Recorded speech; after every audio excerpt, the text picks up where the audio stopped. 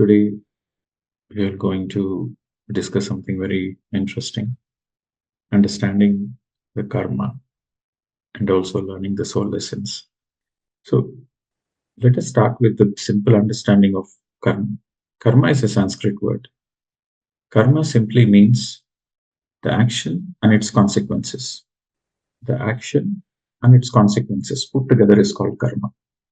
And it can be your thoughts, it can be your words, it can be your deeds. All three have the same consequences.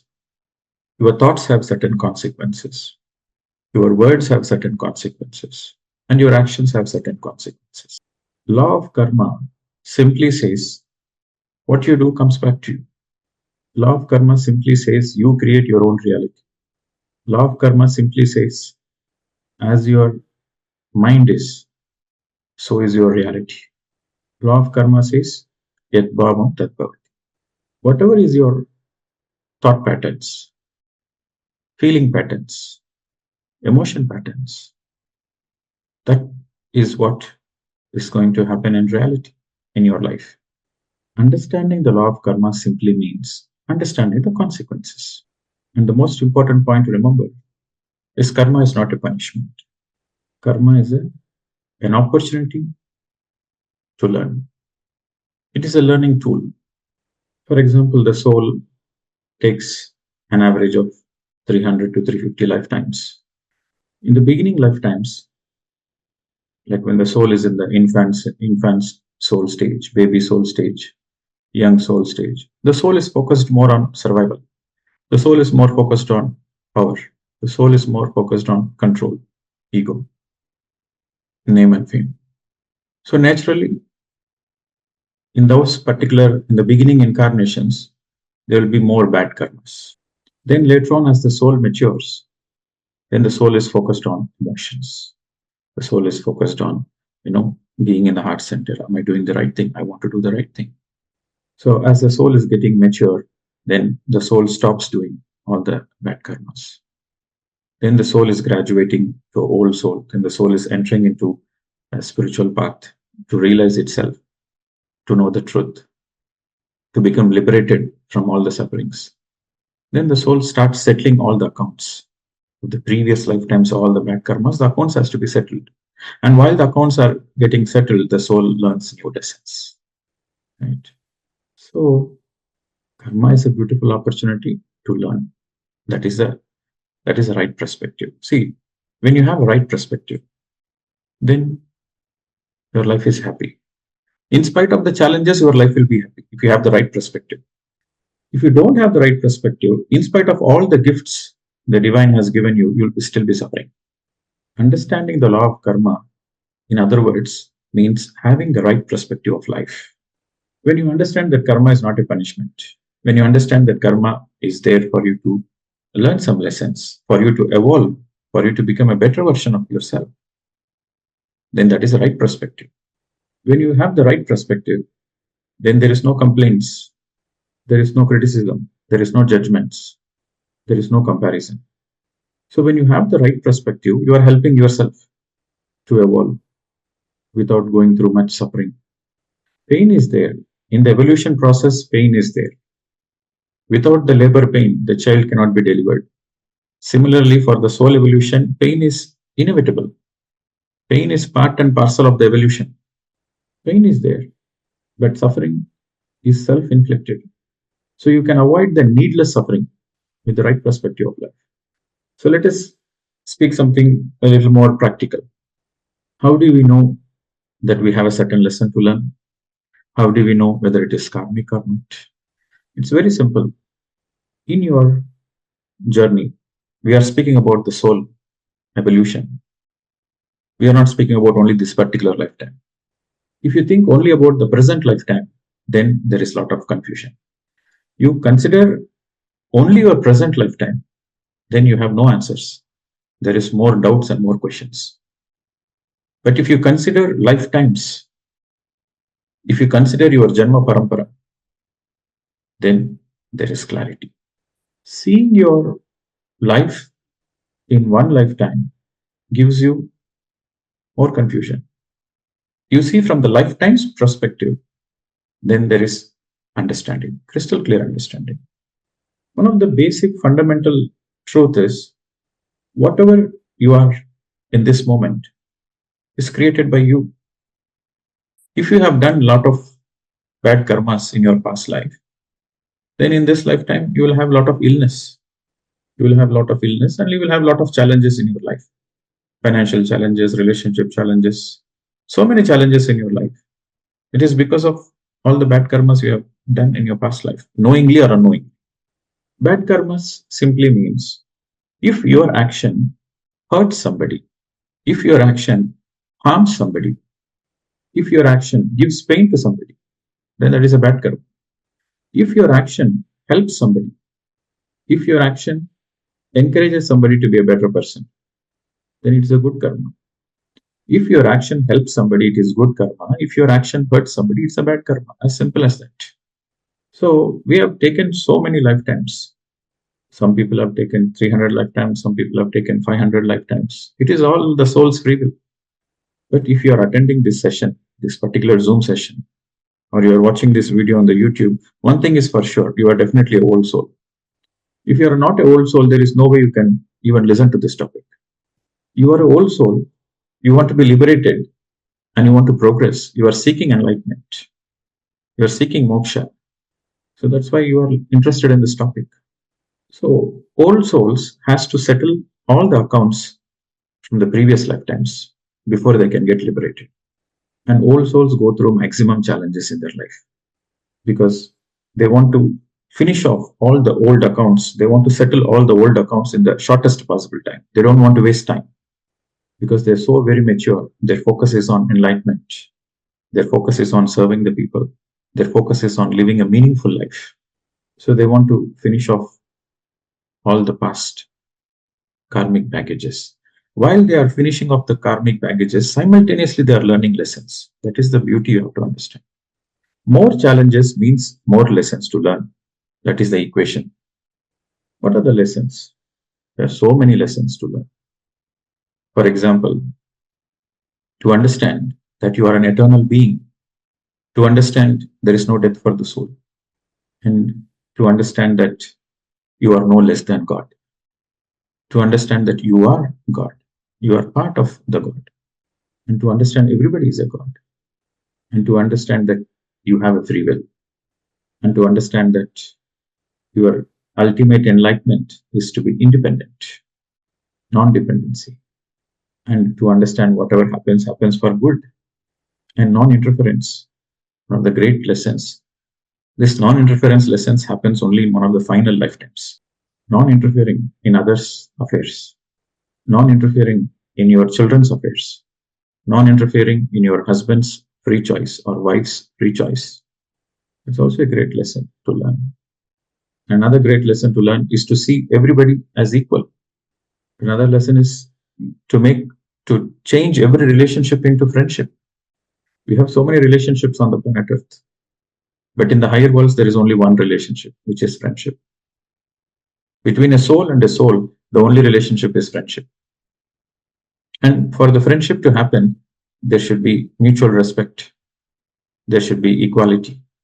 And if you can change your relationship like your father, mother, son, daughter, grandmother, neighbor, colleague, all the relationships, if you can change it into beautiful friendships, then you are an enlightened person. So there are so many lessons to learn and not to waste time. It's also an important lesson. Not to waste time. Some people, they feel guilty. Oh, I wasted time. I went for a holiday. No. When you're enjoying it, you're not wasting time. Your time should be productive. Either you are learning something, or you are doing something creative, or you are helping somebody, or you are relaxing. You are relaxing, rejoicing. Then you are not wasting time. The time should be utilized properly. But if you are lazing around, not doing anything creative, not doing anything useful, not doing anything productive, simply complaining, comparing, criticizing, judging, then you are wasting time. Wasting time simply means you are not utilizing the time to the best possible use. You are not exploring your own potential. That means you are wasting time. When you are not exploring your own possibilities, your own potential, your own creativity, your own strength, your own capacity to enjoy life. If you are not enjoying life to the fullest, again you are wasting time. So on and so forth. So many lessons to learn. Now, how does the karma, how to take the karma in the right way, in the right perspective? Is number one. The first and the foremost is whatever might be the challenges in your life, accept it. That's the first point. Accept the present situation. Whatever might be the situation, you accept it. Why you have to accept? Because that is your own creation. You have created it. How you created it? You created it with your thoughts, with your words, with your emotions, with your actions. May not be in this lifetime, but many lifetimes ago, you have created it. So accept. There is no injustice whatsoever. Everything is your own creation. So accept the present situation. And by accepting the present situation, now you have a free choice. You have a free will. You don't like the present situation, then you change the inner. When you change the inner, the outer changes. Changing the inner means changing your thoughts, changing your mind, changing your emotions, changing your feelings. So when you change your thoughts, when you change your emotions, when you change your feelings, when you change your words, and when you change your actions, then a new reality is created. A new reality which you deserve will be created. So if you have more bad karmas in your account, in your karmic account, then in this lifetime, there will be more suffering, more challenges, more health problems. If you have more good karma in your account, then this lifetime will be, in this lifetime, you will, in your current reality, you will have more prosperity. You will have more good health, prosperity, saubhagya. Saubhagya means wellness. So your good karmas leads you to health and prosperity. Your bad karmas leads you to health problems and suffering. Very simple. If you are suffering in your life, then there is nobody to blame. It's only you. From the soul perspective. If you see from the soul perspective, this is the right understanding. So now happened is happened. Whatever happened has happened in the past. Now this current moment is in your hands. The present moment is in your hands. So how to utilize the present moment? This is also one of the soul lesson, to live in the present moment. One of the greatest soul lessons is to live in the present moment. Always live in the present moment, because the present moment is only moment which is available to you. So the present moment is in your hands. How well you use the present moment. There are different stages in learning lessons. And how do we know what lesson to learn? Is by observing our own patterns. With our own observing, with our own self-analysis of our own patterns. Patterns means that which repeats itself again and again. When you start observing your patterns of your current life, then you can easily figure out what is the lesson you need to learn. For example, if you have financial challenges, and it's the same pattern repeating months after months, years after years, you are having a certain pattern. Financially, you are going through some stress. Either you are misusing your own finances, or you don't have a financial discipline, or you are getting cheated by somebody. That means there is some money lesson for you to learn. As simple as that. So according to the patterns, you can realize what lessons are there for you to. Suppose if you're having some relationship issues, it's like a pattern. You are having problems in relationships, whether it can be your in-laws, it can be your children, it can be your colleagues, whoever. You have certain relationship issues, and it is happening again and again. The people are changing, but the situation is the same. The actors are changing, but the theme of the movie is the same. So that means that is a pattern. Then you need to have focus on the relationship, or there you have to meditate every day. Theoretically that meditation is the only thing which can help you, but you are not sincere, and you are not serious. You are not regular doing everyday meditation, and it is happening like a pattern for many months.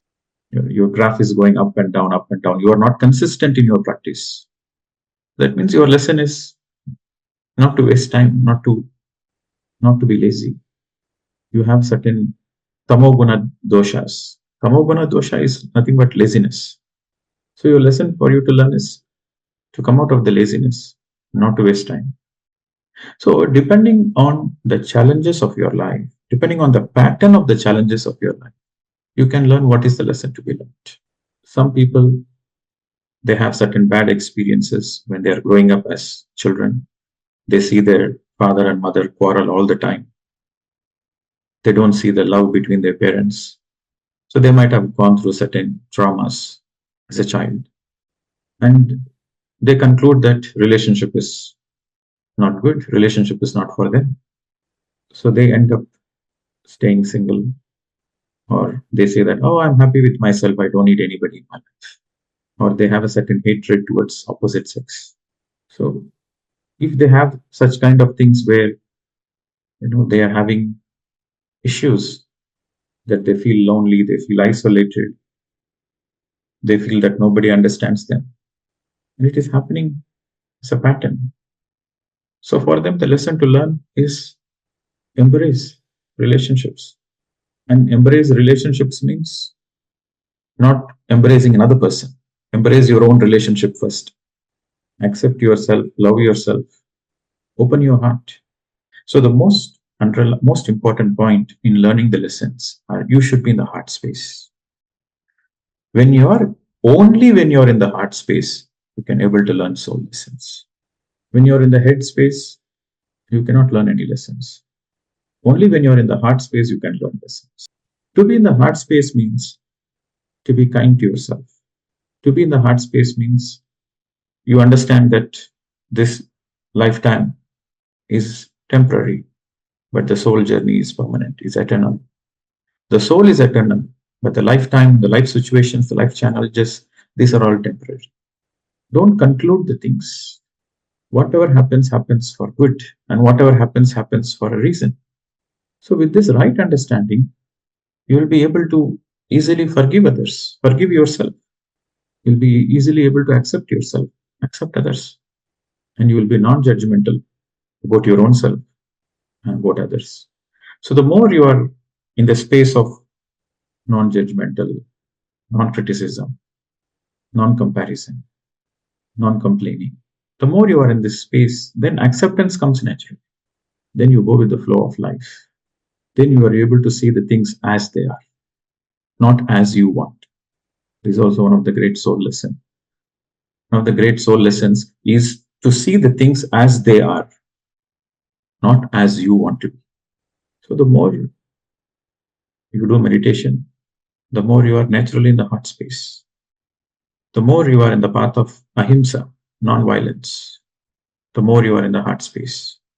So to be in the heart space means to be in the path of ahimsa, the path of non-violence, to be in the path of non-killing, to be in the path of non-interference, and to go with the flow, to go with the flow of life, and not to be too rigid. One of the great formulas which helps in overcoming your challenges and to learn the lessons is do your best and leave the rest. So most important formula. Always do your best and leave the rest. When you do your best, there is no space for feeling guilty. Only when you don't do your best, you will feel guilty, my dear friends. At any point of time, in whatever situation you are in, when you do your best and when you leave the rest, doing the best and leaving the rest. Leaving the rest means you surrender to the divine will. You are doing your best from the human perspective and you are leaving the rest to the divine. So that means you are going with the flow. Then you will be able to understand a lot of things because there is no resistance. When there is no resistance from within you, when you are in the acceptance mode, when you are doing your best and going with the flow, then very naturally you will learn all the lessons. And meditation is such a wonderful tool. Either it is meditation or reading books or Sajjana Sangatyam. These three combination is such a potent, powerful thing which helps you to hasten your progress. which helps you to learn the lessons very quickly without wasting time. The more you meditate, the more your awareness increases. With more awareness, naturally, you will not repeat the same mistakes. With more awareness, you will be more cautious not to repeat the same mistake. So that is how meditation helps. Meditation increases your awareness so that you quickly identify your mistakes and you correct yourself. And it is the awareness which helps you to stay in the right course of action, to do the right course of action, to stay in the right path. And meditation also gives you energy. Meditation gives you two things. We discuss it again and again. Meditation gives you energy, meditation gives you awareness. So, with more energy, you have the capacity to transform your life. With more and more energy, you have the capacity to face all your fears and transform your fears. To face all the challenges of life, you need a lot of energy, cosmic energy, prana shakti. So, with more and more energy, you will be able to accept the situation, you will be able to face the situations, face the challenges, and you will be able to transform. You'll be able to transform yourself into a better version. As we said, there are 4 stages. Let me explain you all the 4 stages in learning the lessons. So the first stage is, is a stage where you are new to certain things. Just take the example of learning the money lesson. So let us take an example: how to be in abundance financially. So the first part is you will be in a stage where it is something new for you. The concept itself is new for you. You are hearing it for the first time. Okay, what is this abundance? Is it true that you will have a lot of programming done by in your childhood? For example, you would have got the programming that earning money is hard, earning money is difficult, or you have a programming that the more money you have, the more you will become a bad person, or you have a certain understanding money is a hindrance for your spiritual path. So that is the idea you had from your childhood because of your programming, because of your conditioning. Just an example. Now, for example, if your soul lesson is to learn abundance in life, or to is money lesson, for example, then the first is when you hear the subject that money is just a tool, money is not a hindrance to the spiritual path, and money is energy. And when you hear that money is neither negative nor positive, it is neutral. When you hear all those things, the first time you hear, you feel like, oh, is it true? I never knew it. It's almost unbelievable. So that is the first stage. That means you are getting introduced to that lesson. And in the second stage, you will hear the same subject by your teachers, or when you read some books, they discuss about it. So that is the second stage. You will have certain faith in it. Oh, if this person is saying something, that means there should be something in it. In the first stage, there is a little bit of resistance. In the second stage, the resistance is reduced because you hear your favorite teacher telling about this particular topic. Money is never a hindrance. So you become more comfortable in the second stage. You read more books and you come across the same thing from multiple sources. Then you feel, yeah, there might be some truth. So the second stage is you feel there should be some truth in it. Or else why so many people are saying this? That is the second stage. So in the second stage, you let go of all the negativity and resistance.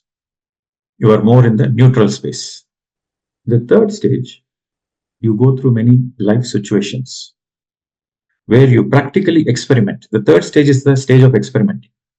So based on your own life experiences, you learn. For example, you hear from the teacher.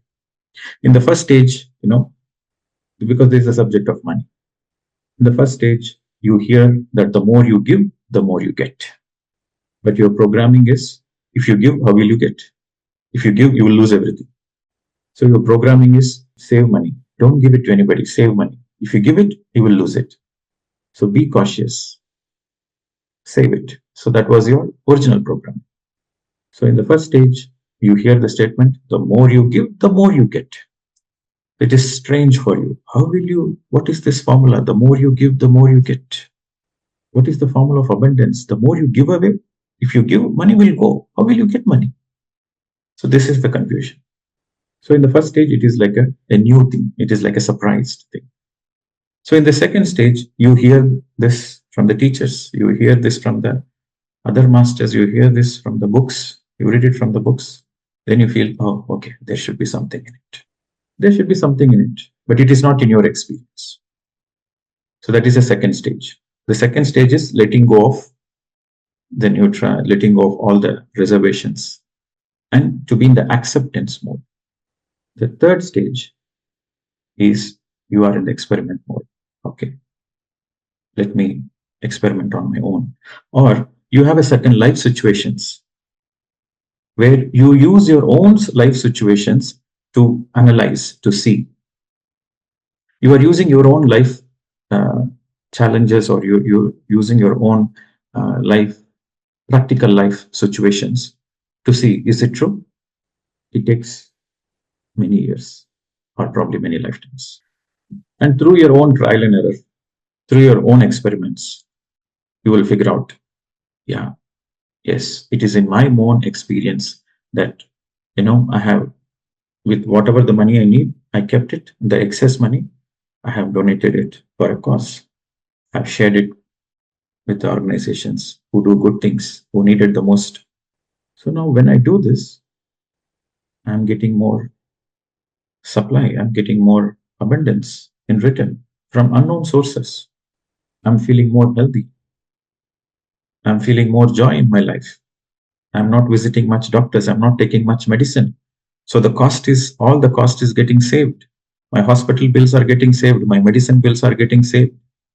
And also I'm feeling more healthy. I'm feeling more vibrant.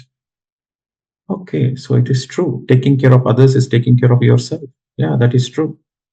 So the more you give, the more you get. Yeah, it is true. So the third stage is it's your own experiments, which has given you a certain enlightenment, the third stage. And the fourth stage is perfecting it, to be a master of it. So in the first stage, you are introduced to the lesson. In the second stage, you get acquainted with the lesson. We call it as apprenticeship. In the third stage is all about your experiments. It's all about your real life experiences, your own learnings from your real life experiences. And the fourth stage is becoming a master of it. You have mastered the abundance. You are giving unconditionally and you are living like an example. You are an inspiration for many people. You become an inspiration for many people.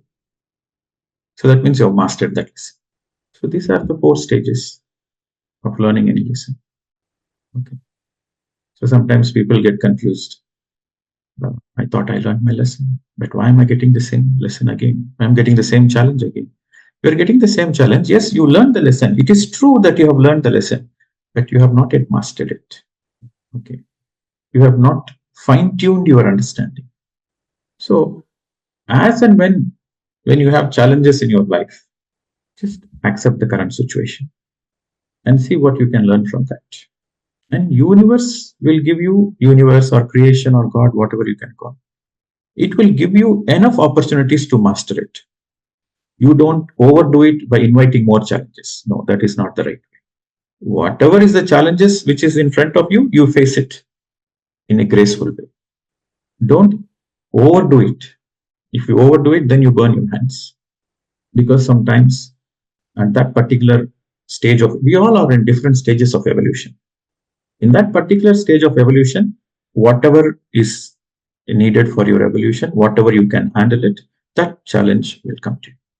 So you handle that challenge and move on. And in the right time, in the right place, universe will give you enough opportunities to master it. But your focus should be always on fine-tuning it. Not to become arrogant, not to become egoistic that I know everything. You can do this experiment. The moment you declare that I have learned this lesson, immediately the universe will give you a test. The moment you declare that I have learned a particular lesson, then the universe will say, or the creation will say, oh, is it really? Okay, Let us give this test and let us see how you have mastered it. So, the more you master the lessons, the more you are a perfected human, or the more you are a evolved human, a divine human. Or in simple words, the more you are an enlightened person. So, mastery is the goal. The goal of life is mastery. Okay. Self realization is the first stage. You realize yourself at what stage you are, what you are. You realize yourself. First stage. The second stage is self transformation. Self transformation stage is you are becoming a better version of yourself. You are in the self transformation stage. The third stage is self mastery. Okay. You have created your reality. Whatever is your current reality, you have created it. Accept it. And how you can come out of that, because your current reality is not favorable. You don't like the current reality. Now it is in your hands to change it. To change the reality is in your hands. But patience is very, very important. This is also one of the soul lessons. One of the soul lessons is also to be patient enough on the planet Earth while you are in the physical body. You have to be very, very, very, very patient. For the baby to form in the mother's womb, it takes 9 months. For example, the mother and the father, they decide to have a baby. The mind decides, let us have a baby. The feeling feels like they want to have a baby. But they have to wait 9 months and they have to go through a lot of changes within their body, in their emotional. The mother goes through a lot of emotional changes, physical changes, and persistently the development happens for 9 months. It's a very classic example. For a person to be part of the Olympic team, the running marathon team or running race team, a newborn baby cannot run. First, the baby has to learn to stand on the feet. The baby will be first crawling. Then the baby has to learn to stand on the feet. Then the baby has to learn to put baby steps, walking slowly with the support. Then the baby walks on its own. Then the baby grows to become a child, and the child practices walk, fast walks, then running. Then with persistent practice, with years and years and years of practice, you become an Olympic champion.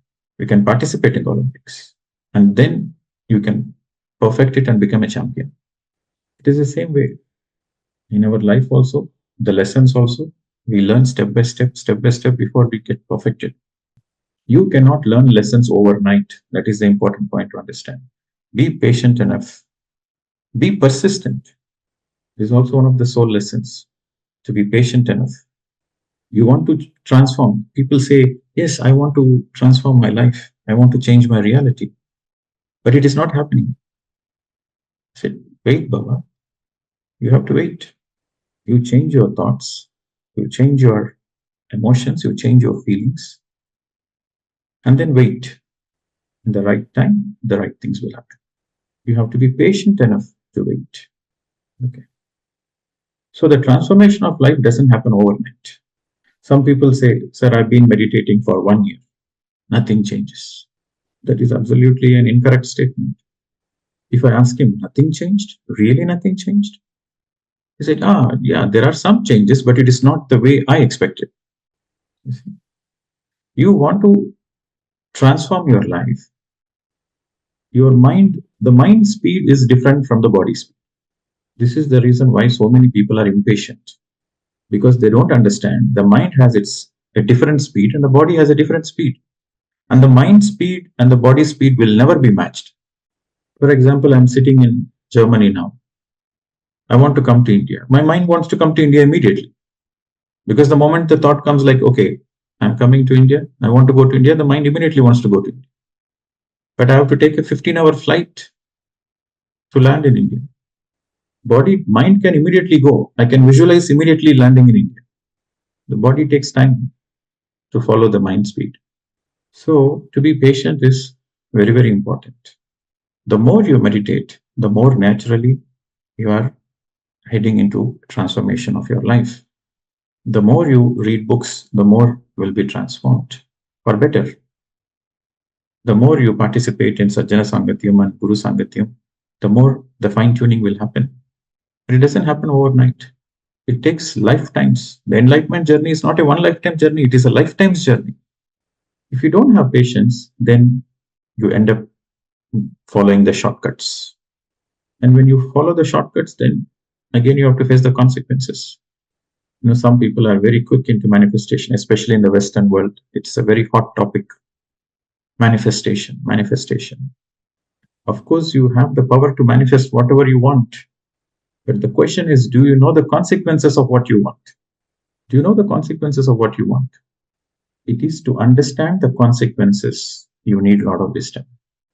A person who understands the consequences does not deliberately manifest anything. He lets the divine to plan for him because he knows that whatever the divine plans is absolutely the best. I'm not against manifestation. Manifestation is a concept. Manifestation is a reality that whatever you visualize, whatever you think, whatever you feel, you are bound to create it. It is truth.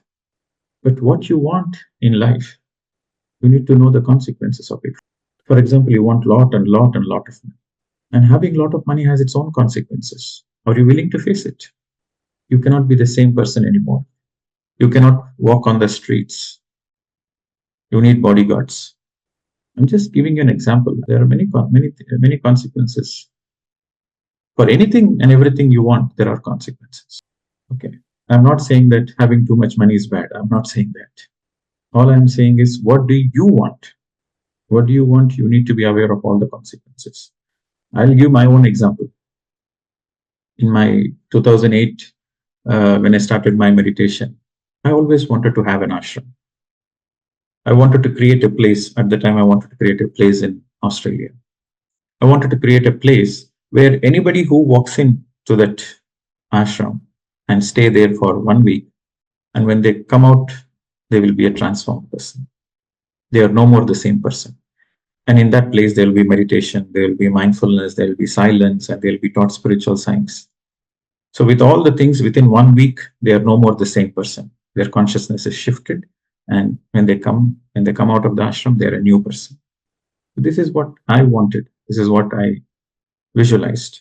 And now that manifested. See, I got this vision in 2008. And now that got manifested in 2021. So we have this ashram in Tamil Nadu, Agathir Pyramid Ashram, where whatever I visualized is happening now. Now, at that time, I didn't know that you need so much of dedication. Once you have an ashram, then you are totally dedicated towards that development and progress. And if the watchman has come, you need to find an alternative. If the cook is not there, you need to find an alternative. If the electricity goes wrong, the rain comes, the wind comes, electricity is gone, then you need to immediately find an alternative. You need to be there, right? And once we were doing a retreat, the watchman didn't come. There were 3 watchmen, and that all the 3 watchmen, they didn't come on that particular day. So I was doing the watchman job there. I was making sure that the gates are open and people are going in and coming out. And that day I realized, is it what I want? So what I'm saying is, see, I still enjoyed that job because it is my responsibility. I've taken the responsibility. I still enjoyed it. It is not the question of complaining, but it is the question of consequences.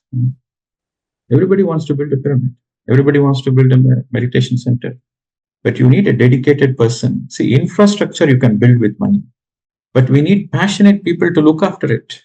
When you're starting a meditation center, then you need to have books and you need to have the literature. You need to have somebody to receive. You need to have somebody to teach the meditation. You need to have somebody to maintain the center. And you need to have somebody to prepare food and offer food for whoever comes. So much of responsibilities are there. So when you are prepared for that responsibility, then you manifest it.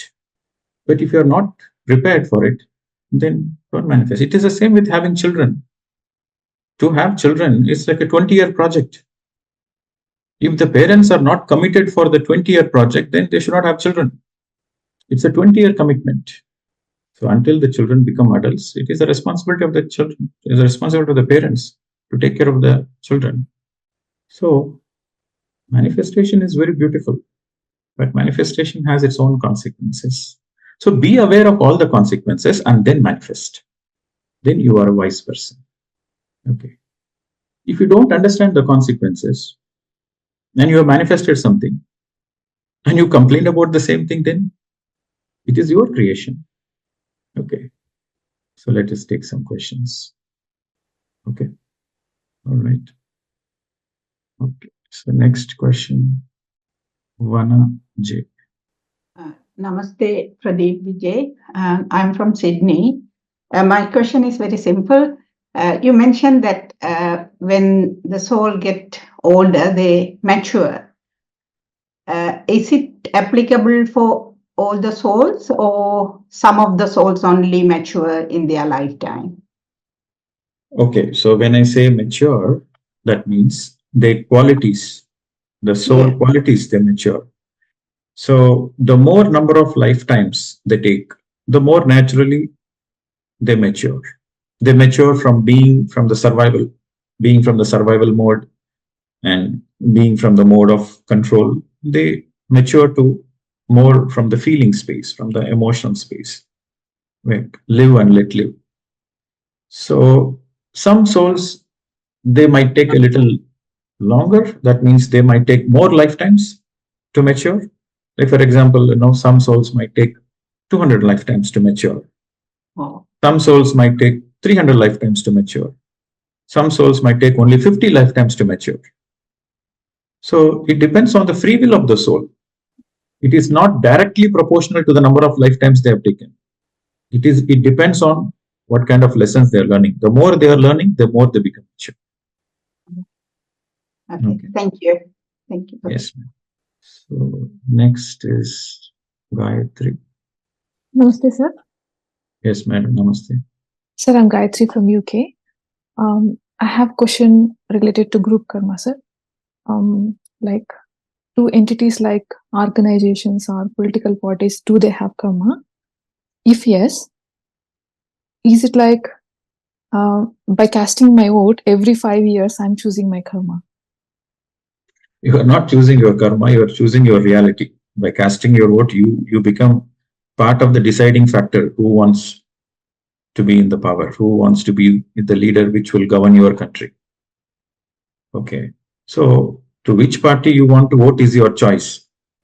And you will face the consequences according to the group collective voting process. See, individually, you have your own karma. Like, for example, you take responsibility for your individual action. You have certain consequences for your individual action. That is your individual karma. But a group of people come together and they do certain acts. So it becomes a group karma. For example, as a family, you are 4 or 5 brothers and sisters in a family. And the family has a business, for example, right? But you have another family which is a competitor, and they're also into business. So as a collective family, you want to destroy the other business. Rather than focusing on your improvement, you decided, no, we have to collapse the other business. So collectively, you have decided to do something so that the other business suffers. You deliberately make an attempt so that the other business suffers. Now, it is a collective karma. It is a group karma, right? So in the next lifetime, probably as all brothers and sisters together, they have to learn the lesson of not to interfere in others' affairs. So it becomes a group karma. Okay. So simple understanding is we have individual karma. Individual karma means it is your own action and it's your own consequences. Group karma means you have family karma. As a family, you do certain things and it affects the whole family. For example, one person stealing the money and getting caught by the police and going to the jail, it affects the whole family. The children are affected, right? The whole family members affected. They go through so much of shame in the society. The children go through so much of shame in the school. And the whole family suffers because of one person's bad karma, right? So we have the individual karma, you have a family karma. and you have a group karma, like as a community. Like for example, as a group, you decide to attack another group and destroy the other group. It becomes a group karma. There is a lot of fighting these days. My religion is greater than your religion. My community is greater than your community. So then you have a community karma, group karma. Then you have a nation karma also, right? So, like for example, you are born in UK. So UK has a certain karma. UK as a country has a certain karma of all the actions what the UK has done in the past. It has to face the consequences, right? So like that, every country has its own karma. And the whole earth has its own karma. So karma as such, this is all for our understanding that whatever happens is for a reason. Just to have this right understanding, just to have the right perspective, you have to take the concept of karma. But how do you deal with it practically is very simple. Whatever the challenges in your life, just accept it and see and focus on the lessons to learn and master the lessons. And the more you master the lessons, the more the challenges goes away. That's one aspect of karma. The other aspect of karma, if you are suffering in your life, if you are going through certain challenges in your life, and I say suffering, if you are going through certain challenges in your life, you accept the challenges because these challenges are created as a consequences of certain things you have done in your past. So try to do more good things. Try to do more good karmas. So the more you do good karmas, the more you are balancing your old bad karmas. To understand karma in the right way, karma has two aspects. Number one, the first aspect is to learn the lesson. The second aspect is to settle the account. Two aspects. Karma has two aspects. The more you learn the lessons, the more you don't repeat the same mistake. So that means you are out of the karmic chain, right? You are no more entangled. You are out of the karmic chain. The first aspect is past, cleared. The second aspect of clearing the accounts, like karmic settlements, balancing the accounts, closing the account. To close the karmic account, you need to do more good karmas. So by doing more good karmas, the old accounts are closed. So that's why every enlightened master or every religion, as a matter of fact, they emphasize only on two things. They emphasize on meditation, ahimsa, number one. Be in the path of non-violence and do meditation. That is the first aspect. The second aspect is do seva, do service. So when you take care of these two, do more and more meditation, the more and more your awareness increases, the more naturally you will come out of all the karmic loops, all the karmic chains. And the second is do more service. The more you do service, the more your accounts, your old accounts are settled. That's all. Whether it is your individual karma, whether it is your family karma, whether it is your group karma, or whether it is your country karma or planet Earth karma, this is the only formula. Do more meditation, do more service. Be in the path of ahimsa. That's all. That is the only formula. Thank you, sir. Yeah. Helps. Thank you. Then you have Suvanti. Suvanti. Yeah, hi. I'm Swanti. I'm from Stoke-on-Trent, UK. You're from which place? You're from UK. Stoke-on-Trent, yeah, from UK, yeah. I had two questions, but one question was answered when you were answering for other people. It's like how to get out of karmic cycle in this lifetime. I was thinking that question. The second question is in Bhagavad Gita, they talk about karma, vikarma, and akarma. But I can't understand akarma. These other two is good and I can understand, but akarma, action in something they talk about, which I can't understand. So is it possible to explain? Yes. So when you do certain actions in a total witness mode, when you have this, when you're doing the action, you have this view that you are not doing it, it is happening through you. See, there is a good karma and there is a bad karma, these two things. Correct. So then there is something beyond, where this quality relates to nirguni. So nirguni is beyond the good also. He is beyond bad karma, he is beyond good karma. He becomes a nirguni. So he becomes a nirguni because he doesn't identify with what he is doing. He is in a pure witness state. And he doesn't have the feeling that I am doing it. He doesn't have any expectations of the results of whatever the action he is doing. He is performing his duty, he is performing his dharma without any expectations, but with high state of awareness and with high witnessing and without any identification that I am doing it. So then it becomes akarma. Can you give me an example, Pradeep Ji? Okay, so I can quote my own example that when I was in the building process of this ashram, when I'm taking care of the infrastructure development in the ashram and setting up the libraries and building the pyramids and all those things. So at that time, if I feel that I am doing it, right, then I have to take one more lifetime to reap all the benefits. Because if you do bad karmas, you have to take one more lifetime to pay the consequences. The good karma is also you have to take one more lifetime to enjoy the benefits. It is like bad karma is like an iron chain, right? Good karma is like a golden chain. They both are chains. So the more you do good karma, the more you will have saubhagya, prosperity. So you have to take one more lifetime to enjoy that prosperity. Okay. But if you are a nirguni, that you are in a witness mode, you are doing the karmas as akarmas. You are doing the karma, but you are in akarma. You are doing the action, but you are in the non-doer mode. Akarma means non-doer. Okay. So when I was doing this work in the ashram, I did it as a witness. Like I am not doing it, it is happening through me. So in that witness mode, there is no attachment for me towards the ashram. There is no attachment. I'm just doing it. I'm not doing it. It is happening through me. So I was in a witness mode. So in that witness mode, there is so much of liberation, freedom. And, when you have this feeling that I have done it, I have built this ashram, I have built the pyramid, I have put in all the resources, I have put in all the money, I am doing the teaching, I am doing the teaching, I have given such a great lecture. When if it is that I is happening, then you have to take one more lifetime. This is also one more soul lesson. Okay.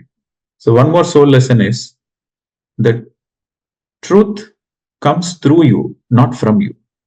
So when I speak, I don't have any clue what will be the next word I'll be speaking.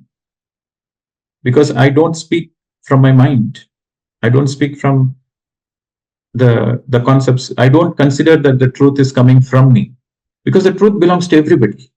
The truth belongs to everybody. It is the same truth.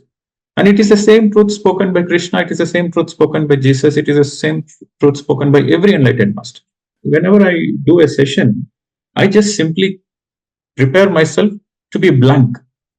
To be blank means to be in the surrender mode. There's nothing in my mind. I'm in the surrender mode. So when I'm in the surrender mode, when I let go that I am doing this session, so in that surrender mode, the words come through me. The truth comes through me.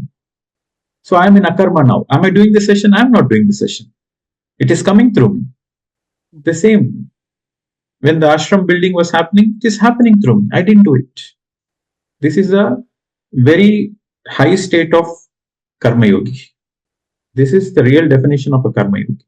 And karma yoga happens after Raja Yoga. After Raja Yoga, which is meditation, then comes Jnana Yoga, and then comes Karma Yoga. Karma Yoga is the final state of enlightenment. But when you think that you are the tool through which God is making you to do things or do good things for others, is that a Karma Yoga or it's a Jnana Yoga? It is Karma Yoga because there is no me and mine here. There is no mine. It is not my wisdom. It is coming through me. The wisdom belongs to the universe. So it is not my wisdom, right? And I am not doing it. It is happening through me. Okay. So why I am not doing it? Because I know the truth that even if I want to do, I cannot do. Or I might consider You see, it is like, feel good factor. I feel like, okay, I have done so many online sessions, I have built so much of pyramids, and I have done so much things. So you can feel proud about it. You can feel so much, in your ego consciousness. There's nothing wrong in it, but you have to take one more lifetime to enjoy all the good karmas you have done. So again, you are still stuck in the cycle. But my goal is liberation, right? My goal is quickly complete the school syllabus and then go back for the higher education. So when that is my goal, then I have to be in a karma. Okay. Thank you, Ji. So I am doing it for my own self. Clear? So do we create, if we think that way, do we create a bad karma then? You're doing something for yourself. No. No. This is what Krishna said in Bhagavad Gita. You simply do the actions, but don't expect the results. In fact, Krishna was very particular. Who are you to kill?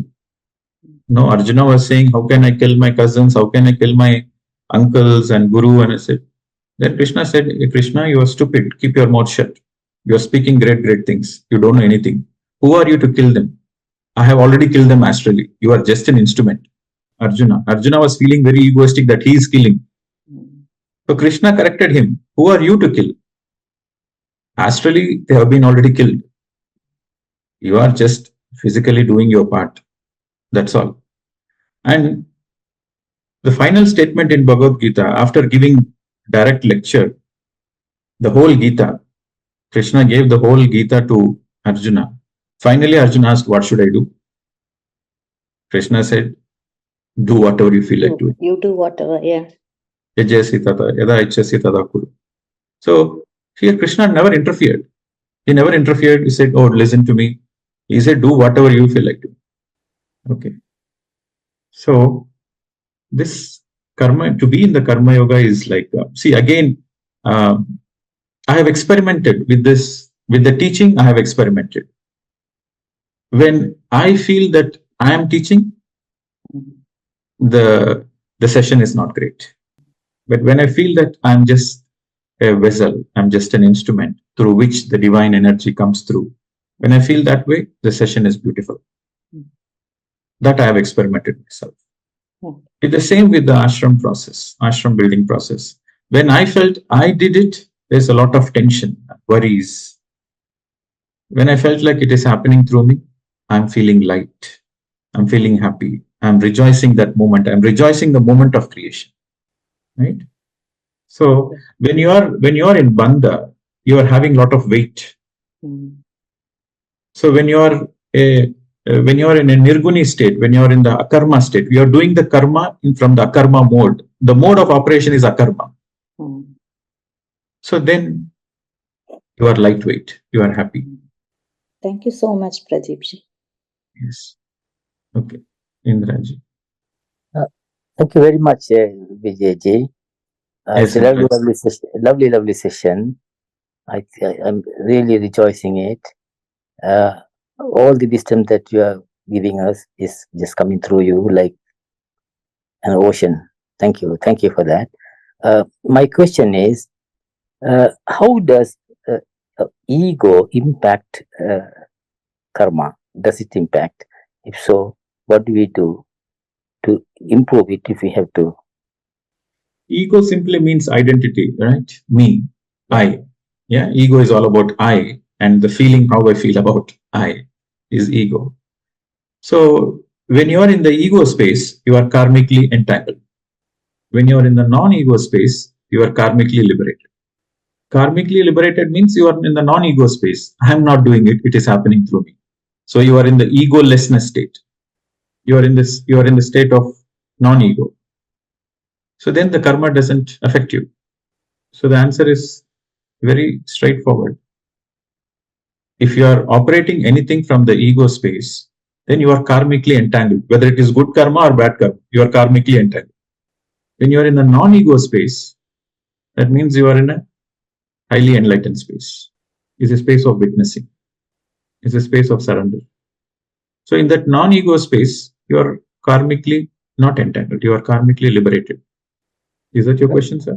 Yeah, that's right. So can I take it then that as we meditate and as we sort of get to a better state, we should also get less and lesser egoistic. Naturally, the more you meditate, the more you come out of the identities, and the more you do the work, the more you will test yourself whether you are getting identified with that or not. It comes with trial and error. Only meditation alone helps you to understand the theoretical aspect of it. Only meditation alone, from that point, when you are meditating, you let go of all the identities in a meditative state. When you're in a meditative state, naturally you let go of all the identities because you realize that you are in a pure consciousness. But that meditative state, that understanding should be implemented in the day-to-day life. So when you are doing every action, whether you are a father, whether you are a mother, whether you're a business person, or whether any kind of work you do, you imbibe that same quality. You bring that meditative state, which is a non-identification state, into your work, then you become a karma yogi. Is it clear? I don't know. Today I'm giving a lot of my examples. In my own case, in the year 2008, when I started meditating, the very first few meditations I did, slowly all my identities went away. Okay. So I had this identity that, I'm an Indian, I'm a male, I'm an engineer, I'm from this community, I'm smart, I'm this, I'm that, I'm rich. So there's a lot of identities were there. So slowly, the first few meditation sessions, all the identities slowly started going away, disappearing. It is because in my past life, I was also a great meditator. I did a lot of sadhana in my past life. So in this lifetime, the very beginning only, everything went away. So I can experience the pure blissful state of my own consciousness in meditation. But then I was intensely meditating for 2.5 years. So a lot of realization came. And then when I joined the work to be in the middle path, then when I can see all the politics of the subordinates and things like that, and I can see all the colleagues, all the people who are doing many politics. In any corporate environment, you will have a lot of politics. As a matter of fact, wherever there are people, politics is bound to happen. So when I'm in the middle of those things, I myself did a lot of politics, right? So that became as a reminder, hey, you are a meditator, you are in that high state of consciousness. So why you have to do this? So I self-corrected myself.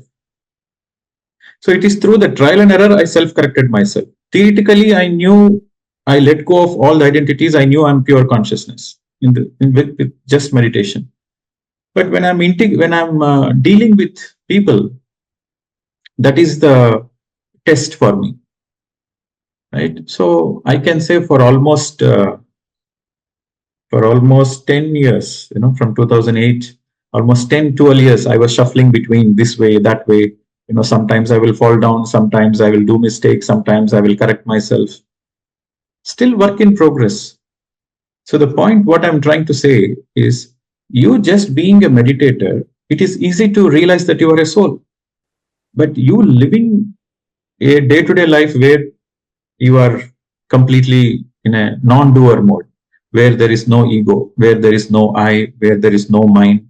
To be in that space in the day-to-day life is you working on your mastery. So I would say meditation is a very necessary tool to learn a lot of things about yourself and to realize the truth.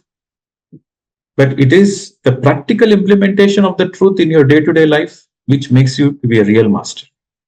It takes time. You might fall down, you might do some errors, and it is through the mistakes we learn, we become a better version. When I joined this ashram, I was a very thin-skinned person. If somebody says something, I cannot take it. I want to quit the place. But with dealing with more and more people, working with the ground reality people, I became a little thick-skinned. Even whatever the comments, whatever the judgments, whatever people say, I don't care. I focus on my work. So it is the life experiences which teaches you many things. It is through life we perfect ourselves. So the spiritual understanding in action is real mastery. Okay. Thank you very much. Thank you very much. Yeah. Okay, so I have Jyoti. So we'll take this final two questions and we'll conclude the session. Good evening, Master. I'm Jyoti from Bangalore. First Yes, of all, I ma'am. want to thank you for your wisdom and knowledge, the inputs what you're giving every weekend. And I attended 108 days meditation also, sir. It was overwhelming. And I learned a lot by implementing these things, what I learned from you in my day-to-day life. But as you said, to be in middle path, it's really difficult sometimes. Somehow, I'm pushing and pulling myself in my day-to-day life activities. And one more thing, sir, you said karma in today's topic and soul journey, whether it is family karma or individual karma, past life karma also will carry on to this life also. For long journey in life, we will be learning. But in my situation, like take it in personally, sorry for that. My son is suffering so much. As a mother, I can't see his suffering. So I'm doing meditation, seva, everything. But still, I just wanted to know how he will get liberated, how I can overcome this situation, Okay. doing meditation, everything. See, as a mother, you do your duty. Okay. Okay. And what is your duty as a mother? The duty as a mother is for you to take care of yourself first and also to take care of the child. So teach meditation to your child, and your child will learn from you when you are sincere in your meditation. So slowly, he will also become sincere. And that is one part of it. So when you have done your dharma, you have done your duty. Your duty is for you to meditate and also teach meditation to your children, for you to be balanced and calm in your emotions so that you become inspiration to them. So that part you have already done. Now the second part is leave the rest. Because your son has come through you, not from you. Right? In this lifetime, he is your son. In the past life, 2 lifetimes ago, 10 lifetimes ago, a different mother, a different father. So he has his own soul plan. He has his own soul journey. He has his own karmic accounts. Okay. So you are playing the role of a mother. You are not a real mother. You are playing the role of a mother. You are more of a biological mother. You are a biological mother. You are playing the role of a mother. So with that understanding, you do the best and leave the rest. Because every soul who is incarnated on the planet Earth, they have their own soul guides. They have their own spirit guides, which will take care of their own journey. In all the twists and turns of their life, in all the crucial decision makings of their life, their spirit guides are always guiding them. Like your spirit guides are guiding you, your son's spirit guides will guide him. With that right understanding, leave the rest. So next, Madhavi ji. So good afternoon, sir. I'm Madhvi from Germany. So I have one question related to the same question what he asked previously. As a mother, I see my daughter suffering as well. So how can I really help her? Or also how can I help myself to see that suffering especially, and not to take that suffering to me? Because she's going through a lot actually, and she's not a spiritual person. She's a very teenager, and it's a little bit hard for me. I mean, it'll come one fine day, sure, but slowly, because she's in a teenage side, so that's why it's very difficult. So how can I help her, as well as how can I help myself as well when this suffering going on? Thank you. Only that is the question. Okay, so you see, this is we have discussed about the soul lessons, right? Every person has many lessons to learn, and they are in different stages of learning. First stage, second stage, being in a student stage or being in apprentice stage, or they themselves going through the experiences and learning from the stage, or mastering that lesson. So there are many stages of learning the lesson. So for a mother to be detached from the children is a great lesson. And one of the lessons, the soul lessons, is detachment. Okay, so detachment is also one of the great soul lessons. And here, see, from a biological point of view, from the physical point of view, when your children are affected, naturally the parents are affected. Okay. But what options we have? The only option we have is do your best. So how do you do your best? So do your best for yourself first. So how do you do your best for yourself? So sit in meditation regularly, be with the right people, positive people, read books, have faith in God, have faith in the divine. Like when I say have faith in the divine, I don't mean like go to temples and worship and all those things. Have the faith that whatever happens, happens for good. Every single thing which happens in your life, it happens for good. It is for a reason. Even though it is a challenging, even though it is a challenging thing, even though it is a painful thing, that particular challenge and that particular pain is very much necessary for your evolution. So accept it. So that's what I mean, trust the divine. So you trust the divine means you accept the entire things as it is. Whatever is your present situation, accept it. And it is your trust in life, it is your faith in life which is going to help your children. Every child gets inspired by a strong mother or a strong father. If the mother is strong, naturally the children will become strong. So you being strong by imbibing the spiritual truth, by imbibing the spiritual values, by putting in practice, by living a practical spiritual, like, you are no more into theory. First stage is you understand, you try to understand theoretically many things.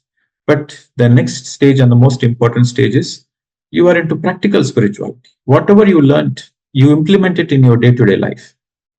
You show it in action. You show the trust in life in action. Okay.